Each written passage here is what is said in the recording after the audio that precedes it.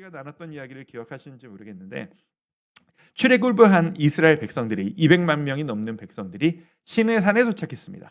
그리고 그 시내산에서 하나님께서 백성들에게 내가 너희들에게 율법을 주겠다. 너희들이 어떻게 살아갈지에 대한 지침을 내가 알려주마 라는 이야기까지 딱 멈췄고 오늘 그 내용이 시작되고 오늘 1계명을 다루려고 합니다. 여러분 10계명 다 알고 계신가요? 내가 청년부의 그 신앙 연차 비율을 제가 잘 모르네요. 우리 청년들 한해서 여쭤봅니다. 작년 여러분들은 제가 대충 알고 있어서 그 청년들 중에서 모태신앙 한번 손 들어보시죠. 모태신앙 플러스 어릴 때부터 신앙생활을 했다. 작년이 되고 나서 신앙생활 시작했다. 귀한 지체들이시네요. 오케이, 감사합니다. 이 정도 되군요. 이렇게 뭐 여러분들 뭐 반 이상이 어릴 때부터 신앙생활을 해오신 것 같은데 손을 들었던 여러분들 같은 경우에는 10계명이라는 게 낯선 내용은 아닐 겁니다. 10계명 누구나 다 알고 있는 내용. 하지만 정작 너무나도 기본적으로 알고 있기 때문에 정작 깊이 생각해 볼 기회가 생각보다 많지 않았던 내용. 딱딱한 이야기, 그게 바로 10계명 아닐까 싶어요. 어른들, 여러분들은 어떤지 모르겠어요. 근데 이제 어르신들하고 말씀을 나누고 이런 이야기를 나누다 보면 이런 말씀들을 하시는 분들이 종종 있으세요.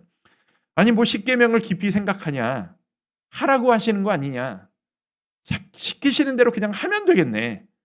그냥 나 외에 다른 신을 섬기지 말라. 섬기지 않으면 되는 거고 우상 만들지 않으면 되는 거고 안식일을 지키면 되는 거 아닙니까? 이걸 가지고 뭘 그렇게 길게 생각합니까? 라고 생각하시는 어른들이 꽤 있으세요. 여러분들은 어떠신지 모르겠습니다. 맞습니다. 하나님의 말씀은 하라고 하시면 고민하지 말고 그냥 하면 되는 겁니다. 그런데 그것만이 전부는 사실 아닙니다. 올해 시작하면서부터 이제 말씀과 더 가까이라는 이 목표를 가지고 사실 제 모든 설교 가운데 이 말씀의 접근 방식, 태도에 대한 이야기를 여러분 모르게 계속 녹여서 전달을 하고 있고 교회에서도 신앙 강좌를 하면서 제가 직접 연 몇 가지 신앙 강좌 중에 제가 직접 연 귀납법적 성경 연구반이라는 과정이 있었어요. 우리 여기 중에서도 참여한 지체가 있는데 이제 지지난주에 끝났어요. 이제 8주 과정으로 진행을 했는데 좀 고급 과정입니다. 익숙하고 각오할 분만 오세요 라고 해서 한 20분 정도의 성도님이 연령을 불문하고 함께 시간을 가졌습니다. 너무 좋은 8주를 보냈어요. 조만간 또 2기 기수가 또 시작을 하게 될 텐데 매주 그 숙제를 드렸단 말이에요. 어떤 식으로 숙제를 드렸냐면 매주 본문을 정해드리고 이거 가지고 일주일간 씨름을 하시면서 일주일간 이 성경 본문에 대한 질문을 한번 뽑아 보십시오. 무슨 질문? 이 성경이 뭘 이야기하는 것 같은지 그냥 내 마음에 와닿는 거 그런 거 말고 하나님이 지금 이 말씀을 통해서 우리에게 무슨 말씀을 하고 싶은 것 같은지 하나님의 의도를 한번 파악해 보시죠. 그리고 보고 또 보면서 궁금한 거를 질문하고 질문을 뽑아 보세요 라고 8주 동안 숙제를 드렸더니 마무리할 때쯤에 우리 어떠했는지 나누면서 한 성도님이 이렇게 얘기를 하셔서 다들 빵 터진 거예요. 한 성도님이 말씀하시길 나는 성경을 보고 궁금한 게 없는데 왜 자꾸 질문을 하라고 그러냐. 나는 그냥 말씀하신 대로 믿어진다. 믿으라고 하시니까 믿고 순종하라 하시니까 순종한다. 근데 왜 자꾸 의심들게 질문하라고 그러냐. 라고 하시는 성도님이 계시는 거예요. 이게 모두가 너무 공감이 가서 빵 터졌었어요. 그 말씀이 맞는 말씀입니다. 근데 그게 전부는 아니에요. 제가 이제 성경을 볼 때마다 느끼는 건 성경은 그 자체로서 성경을 어떻게 봐야 하는지에 대한 자세를 우리에게 계속 알려주십니다. 너무 많은 이야기가 있는데 여러분이 알만한 유명한 말씀을 하나 뽑았어요. 시편 1편 2절 말씀입니다. 같이 한번 읽어보실까요? 자, 시작. 오직 여호와의 율법을 즐거워하여 그의 율법을 주야로 묵상하는도다. 저게 여러분 아실 만한 이야기입니다. 복 있는 사람은 이렇게 산다라는 고백 시예요. 복 있는 사람은 어떤 사람이냐? 여호와의 율법, 하나님의 말씀을 너무 좋아하고 즐거워해서 그 말씀을 주야로, 그러니까 밤낮으로 묵상하는도다. 자, 말씀을 주야로 묵상한다는 얘기는 밤새 말씀을 수많은 말씀을 읽어낸다는 얘기가 아닙니다. 한 말씀을 밤낮으로 보고 또 본다라는 이야기입니다. 이 묵상이라고 하는 단어를 제가 한번 찾아봤더니 원어 단어에 이런 의미가 있어요. 말씀을 계속 되뇌이고 반복하고 소리내서 외우고 천천히 생각하고 반복해서 또 생각하는 것. 그게 묵상이에요. 자, 그런 생각을 가지고 이 십계명을 바라봤을 때 저도 모태신앙 출신이거든요. 이 모태신앙 출신인 저에게 십계명은 사실 그렇게 매력적인 이야기는 아니었어요. 철들기 전에 믿음이라는 게 처음 생길 때부터 언제나 들어왔던 익숙한 이야기. 표면적으로 보면 이 이야기가 너무 당연한 이야기 같이 보이는 거예요. 그리고 사실 더 본질적인 이유, 재미가 없었던 이유는 뭐냐면 이 말씀 대부분이, 이 계명들이 이미 내가 다 지키고 있는 말씀들처럼 느껴진다라는 거예요. 여러분 그런 감정 가진 적 없나요? 십계명을 읽을 때마다 내가 하는 게 아무것도 없어 막 이런 생각하시나요? 사실 저는 안 그랬거든요. 이게 그냥 뭐 제일 걸리는 게 4계명 정도? 안식일을 기억하여 거룩히 지키라, 쉬어라. 근데 우리가 도대체 쉬지를 않으니까. 이게 주일날에도 열심히 일하고 뭐 사 먹을 때마다 괜히 찔리고, 옛날엔 그런 문화가 있었어요. 주일날엔 공부도 하면 안 되고 그런 문화가 있었거든요. 그게 하나 걸리는 정도? 그 외에 뭐 무상을 만들고 살인하고 간음하고 남의 것을 빼앗고 우리가 그렇게 살지는 않잖아요, 양심적으로. 그래서 십계명이 너무 당연한 이야기처럼 느껴지는 거예요.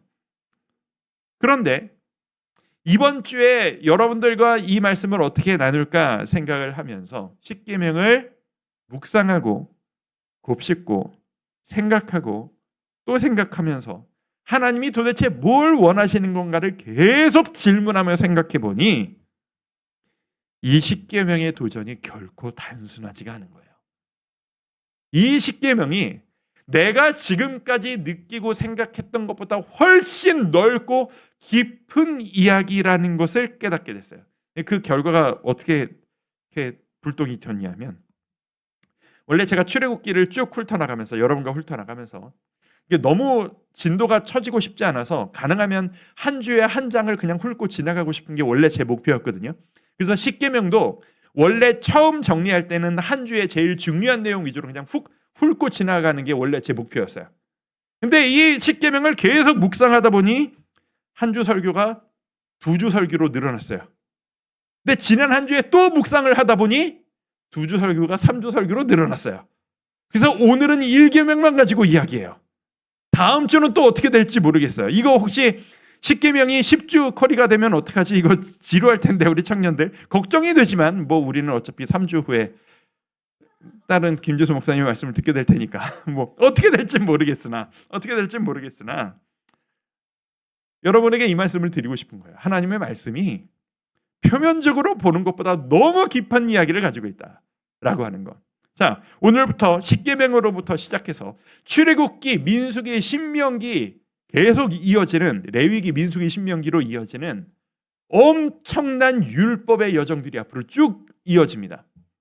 그리고 이 율법의 한가운데에 십계명이 있습니다. 율법은 하나님이 기뻐하시는 것은 무엇인가에 대한 하나님의 선포이고, 십계명은 그 한복판에 있는 율법의 심장과도 같은 내용입니다.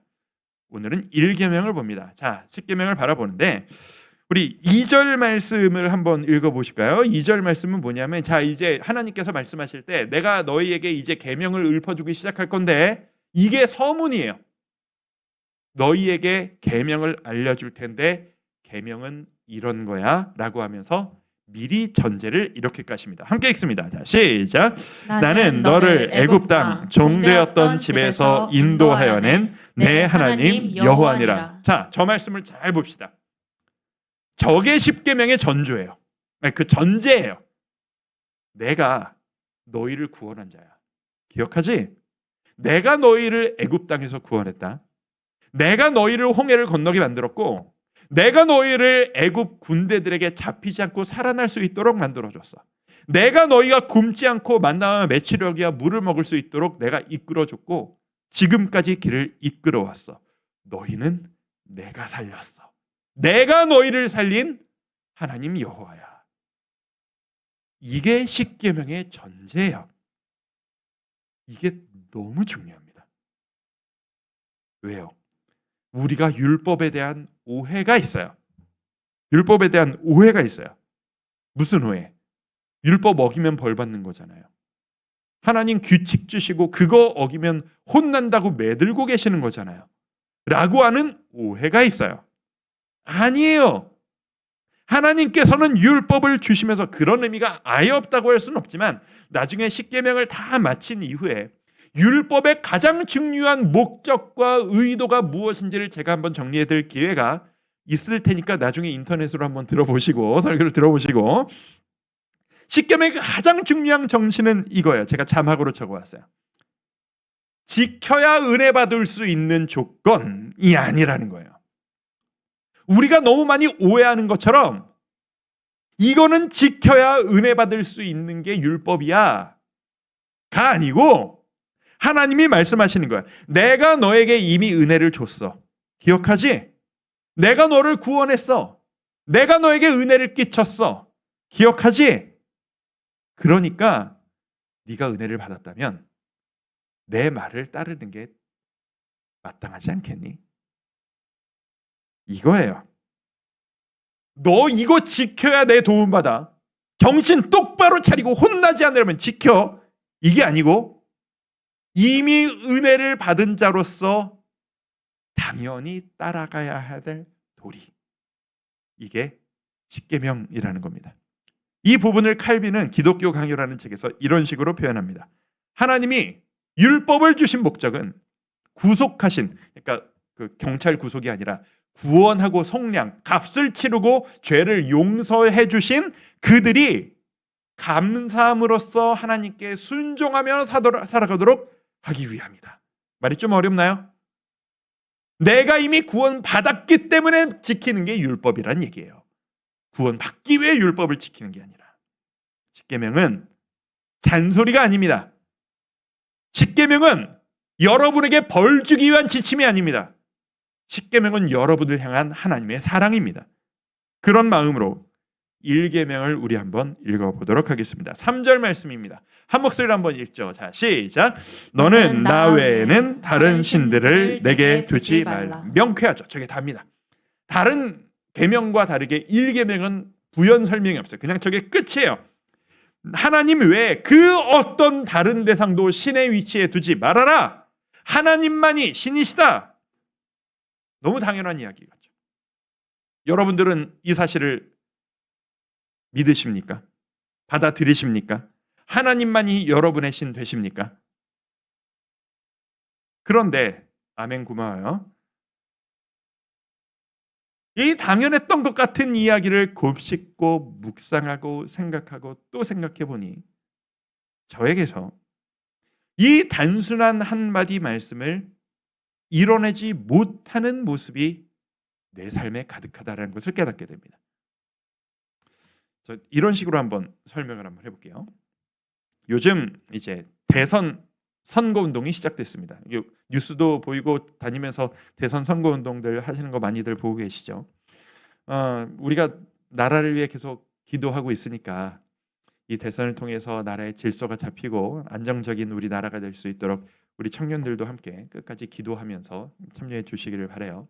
근데 오늘 저는 정치 이야기를 하고 싶은 게 아니고 그 제도를 빗대서 이 오늘 계명을 여러분에게 설명하고 싶어요. 애들 교과서에도 나옵니다. 선거라고 하는 이 행위를 민주주의의 꽃이라고 표현합니다. 왜요? 민주주의. 이 투표를 통해서 내가 주인이라는 것을 표현하는 행위이기 때문이에요. 민주주의. 우리에게는 너무 당연한 전제가 되겠죠. 그리고 우리가 가장 지켜야 할 소중한 가치, 정치 체계, 그게 바로 민주주의일 겁니다. 민주주의 뜻이 뭡니까? 민주, 백성민, 주인주. 백성이, 국민이 이 나라의 주인이라고 하는 뜻입니다. 그리고 이 국민이 나라의 주인이기 때문에 그 국민의 주인됨을 지켜내기 위한 체계에 약속된 규제를 만들었어요. 그게 뭐예요? 그게 바로 헌법입니다. 그래서 헌법을 보면 맨 처음부터 우리나라는 민주주의 공화국이며 국민은 모든 권력은 국민에게서부터 나온다라는 것을 제일 먼저 명시하고 있습니다. 그리고 그 헌법에 따라 우리나라를 지키고 국민을 위해 백성을 이끄는 지도자로 대통령 같은 지도자들을 뽑는 거죠. 그러니까 정리하면 이래요. 지도자, 대통령 같은 지도자가 위에 있고 그 밑에 국민이 있는 게 아니고 국민이 주인의 위치에 맨 위에 있는 거예요. 그리고 이 국민들을 위해 일하는 일꾼으로서 이 국민이 직접 뽑은 대통령이라고 하는 지도자가 세워지는 거예요. 이게 민주주의예요. 기억해 놓읍시다. 전제로 깔고 이해합시다. 우리는 태어날 때부터 민주주의가 익숙하다. 내가 우리나라의 주인이라는 이 인식이 너무 자연스럽게 우리에게 배어 있다. 근데 그 시각을 가지고 이 오늘 성경 말씀을 보면 이 몇천 년 전 성경이 쓰여질 당시에는 민주주의라는 개념이 없는 거예요. 오늘 같은 민주주의 참정권이 자리를 제대로 잡은 건 인류 역사상 몇백 년이 안 돼요. 이 성경이 쓰여질 당시, 이 출애굽기의 이스라엘 당시의 사람들은 어떤 게 익숙하냐? 이스라엘은 지금 애굽 절대 왕정, 왕이 다스리는 나라, 그 중에서도 애굽, 이집트는 왕이 절대적인 주권, 왕의 뜻대로 모든 걸 다 할 수 있는 바로 왕이 최고인 절대 왕정 나라의 왕의 통치를 받다가 탈출한 사람들이에요. 지금 우리들에게 민주주의가 너무 당연한 체계인 것처럼 지금 이 이스라엘 사람들에겐 나라는 왕이 다스리는 거야. 백성들은 모두 왕의 말을 따라야 하는 거야. 백성이 왕에게 맞추는 거야. 라는 개념이 이들에게 너무 당연한 거예요. 우리에게 민주주의가 당연한 것처럼. 민주주의와 왕정이 다른 게 뭐예요? 왕정에서는 왕이 백성보다 위에 있는 겁니다. 왕이 주인이고 백성들은 이 왕을 따라가는 겁니다. 왕의 말이 곧 법이에요. 오늘 이 본문은 하나님께서 당시 사람들이 가지고 있었던 이 체계를 사용하셔서 하나님이 본인 스스로를 드러내시는 이야기예요. 지금 이 말씀을 듣는 모든 이스라엘 백성들은 내 위에 통치자가 있어. 우리는 그 통치자를 따라야 해. 왕이 우리를 다스리는 거야. 왕에게 잘 보여야 하는 거야. 나를 마음대로 책임지고 이끄는 절대자 왕 개념이 이들에게 너무 익숙한 거예요. 그들에게 하나님이 말씀하시는 거예요. 얘들아, 내가 너희를 다스리는 왕이 된다. 내가 너희의 절대자가 될 것이다. 너희들이 바라는, 너희가 바라봤던 바로 왕보다, 왕이라는 존재보다 더 높은 창조주의자, 주관자이자 절대자, 그게 나 여호와 하나님이다. 그러니 너희는 딴 데 바라보지 말고 나만 바라보거라. 왜요? 왕을 바라봐야 할 백성이 왕 말고 다른 데를 바라보면 반역이에요. 그건 사형이에요. 이 사람들에겐 그게 익숙한 거예요. 다른 곳에 눈 돌리지 말고 나만을 너희의 절대자 여호와 하나님으로 받아들여라. 이게 바로 일계명인 겁니다. 잘 따라오고 계세요? 여러분은 이 말씀이 얼마나 받아들여지십니까? 우리는 하나님을 믿는 자녀들입니다. 그리고 하나님의 백성들입니다. 아마 청년, 장년들을 이렇게 통틀어서 이 자리에 이렇게 예배하고 계실 정도라면 여러분들 중에 하나님이 절대자라고 하는 이 선포 앞에서 저는 그렇게 생각하지 않는데요 라고 생각하는 지체는 그리 많지 않을 겁니다. 신앙생활을 한 지 얼마 안 된 사람이 아니라면. 그런데 이 당연한 것 같은 이야기를 두고 우리의 삶을 생각하면 내가 하나님을 나의 절대자로 여깁니다 라는 삶을 우리 삶으로 가져와 보면 우리 너무 부끄러울 때가 많지 않습니까? 솔직히 왕의 시대에는 왕의 말을 어기면 사형이에요. 그런데 우리는 어떠냐?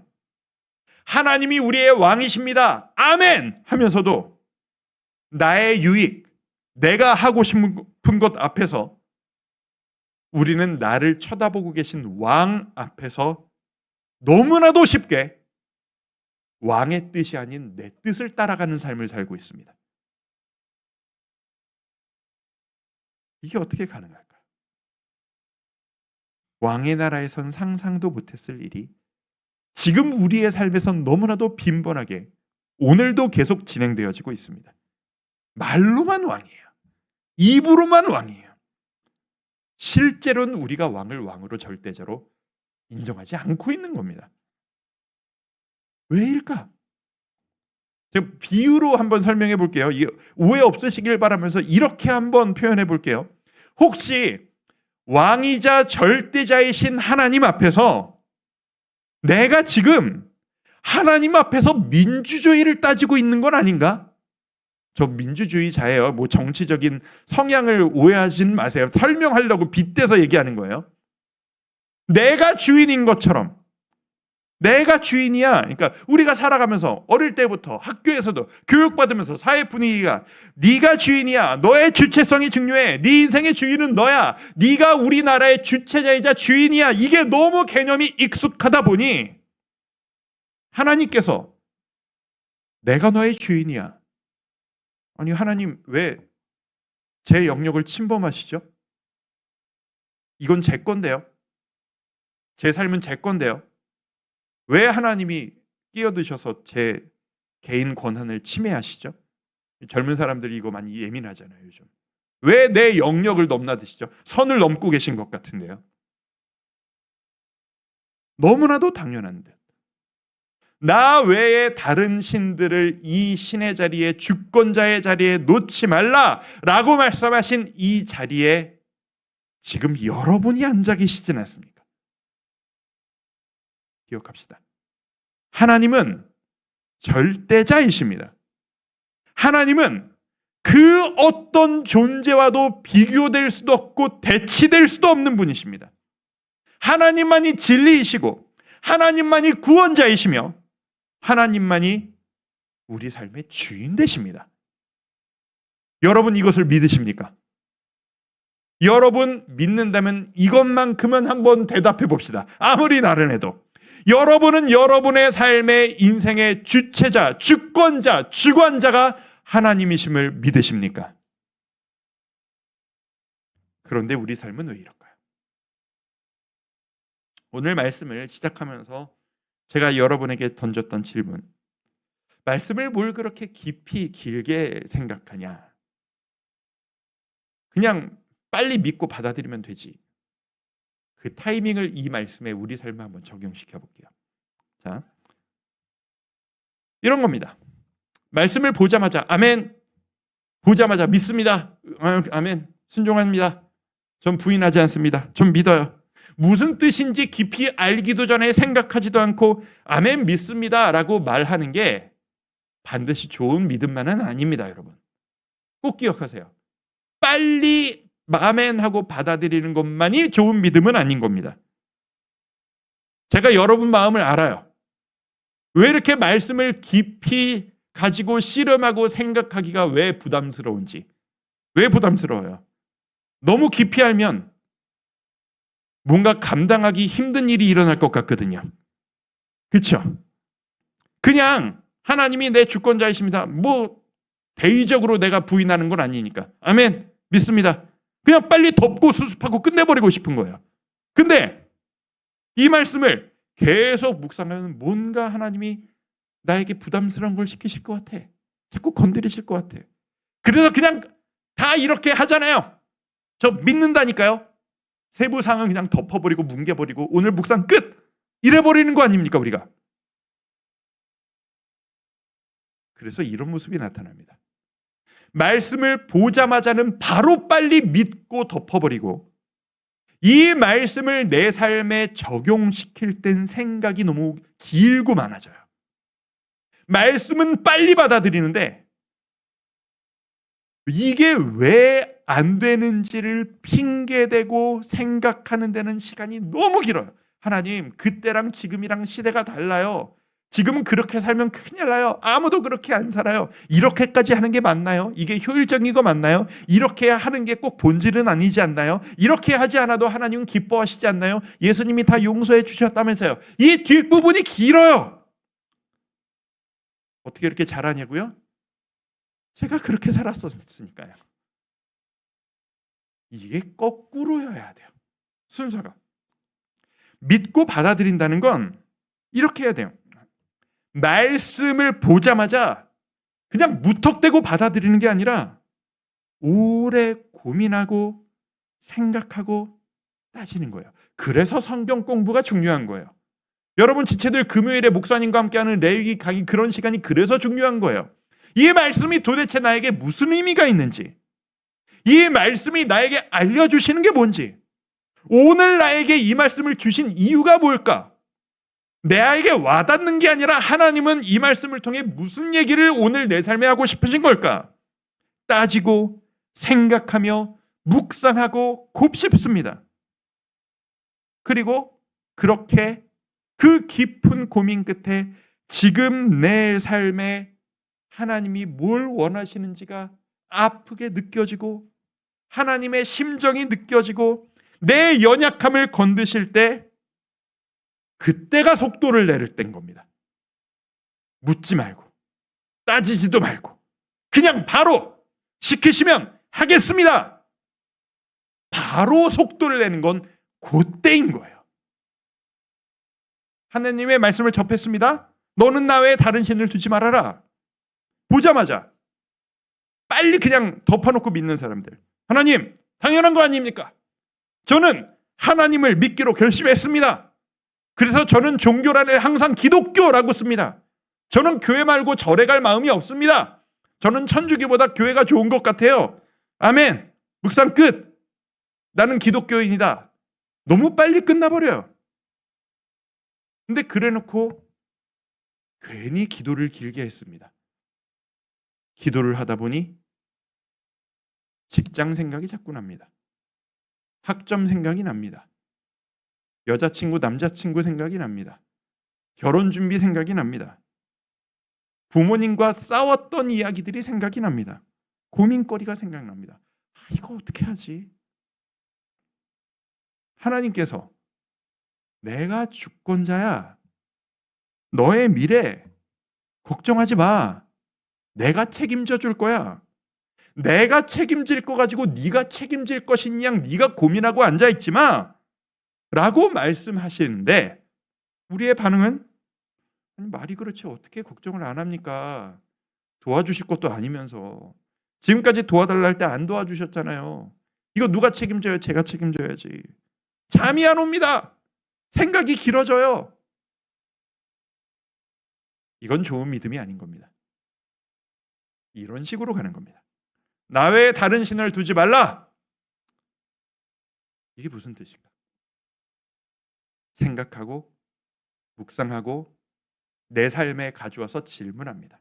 내가 혹시 내 삶에 어제 하루도 살아가면서 내가 혹시 절대자 하나님, 왕이신 하나님을 뒤로 밀어놓고 왕이시라면 모든 건 왕의 뜻대로여야 하는데 하나님 앞에서 민주주의가 아니라 절대 왕정인데 비유로 내가 왕인 것처럼 내가 결론 짓고 내가 원하는 대로 선택한 이후에 하나님은 제가 원하시는 대로 도와주시면 됩니다.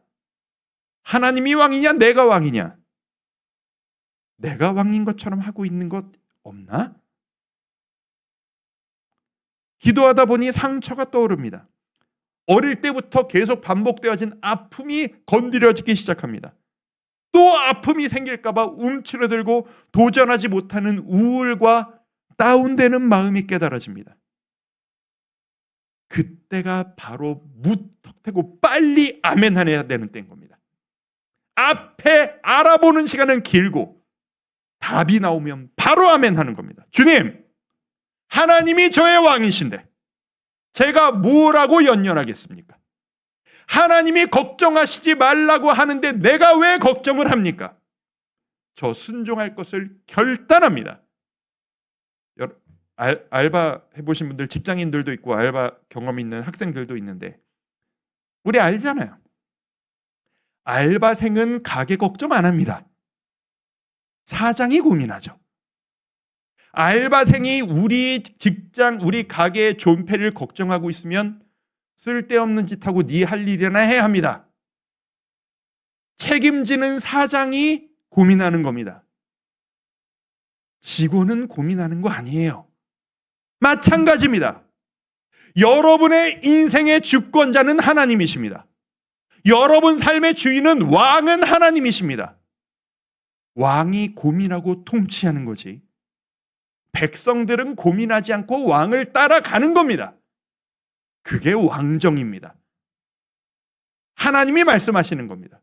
너는 나 외에 다른 신을, 다른 절대자를, 그 어떤 절대적인 가치도 내 자리에 대신 놓지 말아라. 주님, 나의 아픔을 인정하고 아픔에 매여 살지 않겠습니다. 내가 가진 결핍과 아픔과 걱정이 주님의 자리를 넘보지 않도록 제가 내려오겠습니다. 주께서 나의 절대자 되어 주옵소서. 이게 바른 믿음인 겁니다. 그래서 진짜 멋진 신앙인은 세상 바라보고 걱정을 길게 하는 게 좋은 신앙인이 아니고, 말씀을 길고 깊게 바라보고 내 삶의 고민은 짧게 결론 내는 겁니다. 그게 멋진 신앙입니다. 1계명을 다시 한번 읽어봅니다. 3절 한번 읽습니다. 시작. 너는 나 외에는 다른 신들을 내게 두지 말라. 깊이 생각하시길 바랍니다. 여러분은 여러분의 하나님의 자리에, 왕 되신 절대자의 자리에 무엇을 앉혀놓고 계십니까? 끌어내리셔야 합니다. 끌어내리셔야 합니다. 내가 만들어낸 나의 신이라는 존재가 있습니다. 내가 의지해버리고 있는 풍요와 물질이라고 하는 신, 그 신이 하나님의 자리를 대체하고 있는 것은 아닙니까? 자기 개발, 성공, 자아실현이라고 하는 내가 만들어버린 신, 그 신이 절대자의 자리에 앉아있는 것은 아닙니까? 세상이 주는 자극, 즐거움, 쾌락이 나의 인생을 좌지우지하는 자리에 앉아있는 것은 아닙니까? 혹시 여러분 스스로가 그 절대 자리에 앉아서 하나님, 제 원하는 거 들어주셔야 합니다, 이러고 계시지는 않습니까? 1계명에서 확실히 말씀하십니다. 나만이 너의 주관자가 될 것이다. 나만이 너에게 절대자 왕인 하나님이 될 것이다. 하나님만이 내 삶을 책임지십니다. 하나님만이 우리의 삶을 책임진다는 그 한 분 존재 외에는 나를 포함한 그 어떤 것도 반역이요 배신입니다. 저를 따라 한번 고백합시다. 자, 따라서 고백합시다. 하나님만이 왕이십니다. 하나님만이 주관자이십니다. 하나님만이 책임지십니다. 하나님만이 책임지십니다. 나의 미래는 하나님만이 책임지십니다. 나의 미래는 하나님만이 책임지십니다. 아멘이십니까? 이 1계명이 우리에게 주시는 이 묵직한 도전이 긴 고민이 아닌 빠른 순종으로 수용되어지시기를 주님의 이름으로 축복합니다. 오늘 이 찬양하면서 이 말씀을 마무리하고 싶습니다. 주관자이신 하나님이 일하실 거예요. 여러분이 일하는 게 아니라 주관자이신 하나님이 일하시는데 그분이 전능하신 하나님이세요. 알바생은 사장님이 선택하는 대로 그 일만 하고 편하게 있으면 되는 겁니다. 전능하신 하나님이 여러분의 주관자 되실 때 앞으로 어떤 일을 하실지 우리 한번 기도하며 기대하며 지켜보도록 합시다. 그 마음으로 찬양합시다. 전능하신 나의 주 하나님은, 전능하신 나의 주 하나님은 능치 못하실 일 전혀 없네. 우리의 모든 간구도 우리의 모든 생각도 우리의 모든 꿈과 모든 소망도 신실하신 나의 주 하나님 우리의 모든 괴로움 바꿀 수 왜죠? 주님이 주권자이시니까요. 불가능한 일 행하시고 죽은 자를 그를 이길 자 아무도 없네. 우리 고백합시다. 주의 말씀을 의지하여 깊은 곳에 금을 던져 오늘 그가 놀라운 일을 이루시는 것 보라. 주의 말씀 의지하여 믿음으로 금을 던져 믿는 자에게 능치 못한 우리 한 번 더 고백합시다. 전능하신 나의 주 하나님은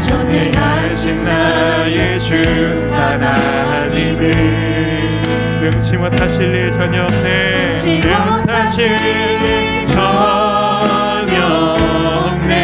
우리의 모든 강구도 우리의 모든 생각 우리의 모든 꿈과 우리의 모든 소망도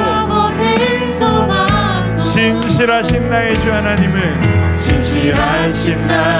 주 하나님은 우리의 모든 괴로움 바꾸실 수 있습니다.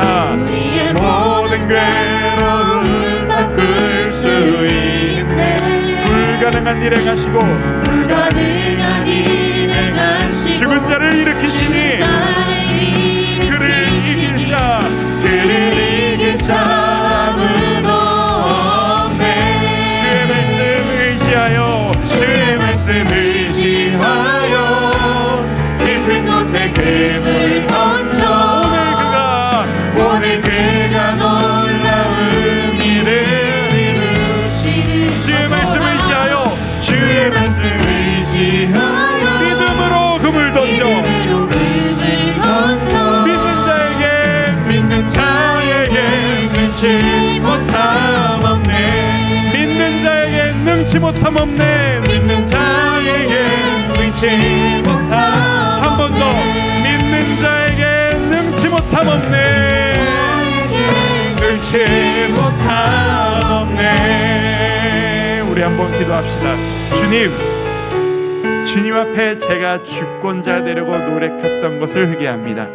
주님, 나의 감정이 나의 주인 되었던 것을 회개합니다. 이제 내가 그 모든 것을 주권자의 자리에서 끌어내리고 주님만을 따라가는 주의 아들, 딸 되기를 결단하오니 주여, 내 삶을 주권자 되신 주님께서 책임져 주시옵소서. 우리 고백하며 기도합니다. 아버지 하나님, 이 시간 우리에게 은혜를 주시기 원합니다. 아버지 하나님, 우리의 마음이 열리고 아버지 하나님, 주를 향해 고백하며 하나님만이 내 삶을 책임지시는 놀라운 주의 자녀됨을 하나님 우리가 고백하며 나아가오니 주여, 우리에게 이 은혜와 능력과 소망을 우리 모두에게 허락하여 주시옵소서. 주님만을 바라봅니다. 아버지만을 의지합니다. 아버지만을 바라보며 소망을 갖기를 원합니다. 아버지 하나님, 주를 바라보며 하나님 앞에 기쁨을 가지고 하나님, 내가 고민하고 내가 결정짓고 내가 책임지려고 하는 그 모든 반역행위를 멈추고 오직 주님만이 나의 주권자이심을 고백하며 아버지 앞에 나아가기를 원하오니 주여, 은혜로 함께하여 주시옵소서. 아버지 하나님, 오늘 말씀을 통해 우리의 삶을 바라봅니다. 입으로는 주여 주여 고백했으면서도, 우리의 입으로는 주님께서 나의 주인이십니다 고백했으면서도 실제 나의 삶에서는 얼마나 많은 걱정, 고통, 고민이 많았는지, 마치 내가 책임질 수 있겠냐, 내가 노력하면 하나님도 도와주실 것이라는 양, 내가 결정짓고 하나님이 조력자인 것처럼 살아왔던 때가 얼마나 많았는지 주님 앞에 회개하며 무릎을 꿇습니다. 아버지 하나님, 주님만이 우리의 주권자이심을 고백합니다. 하나님만이 나의 완전한 인도자이심을 고백합니다. 왕이신 주님을 따라 나의 삶을 주님께 드리기 원하오니 주여, 우리의 주권자가 되어주시고 내가 계획하고 내가 노력하는 것보다 더 완전한 주의 뜻을 향해 우리를 이끌어 주시옵소서.